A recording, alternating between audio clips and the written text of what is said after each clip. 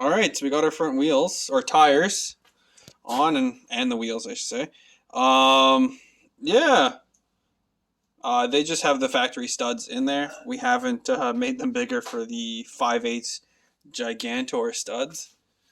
If you remember, those ones in the back, it's got to get the same style with a 1 and 1/16 or 1 inch outside nut on a 45-degree taper. That's the shit it takes to run cheap sprint car wheels. Because if you're designing a sprint car, it's easy to design it to have that style of stud. Pain in the ass when you do it on a normal street car. Anywho, so we got the axle pretty centered. It's a little bit kicked over to one side just because from tape measuring, I'm a 1/4 inch over.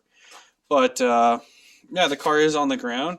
We are beyond where the bump stops would be, and we're about a 1/4 inch from where the frame essentially is to where the axle hits. So we're gonna have to cut all that shit out.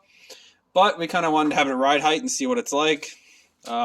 There's some things we're gonna have to redo, like the sway bar end links. I'm gonna have to just cut them down and make them a little bit shorter.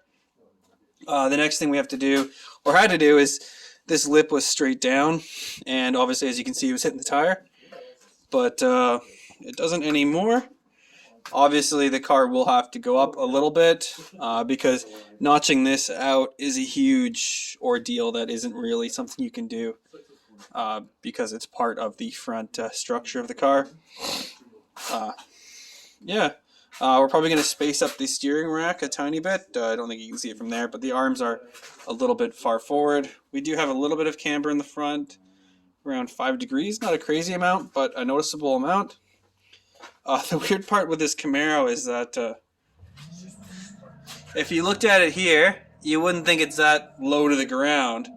But the fact that the tires are hitting the frame rails on the front, we're beyond the bump stops, and the axle is going to hit the frame in the back, this car is as low as it can possibly go without running a micro tire. And 245/60 R15 in the front is not a tiny tire.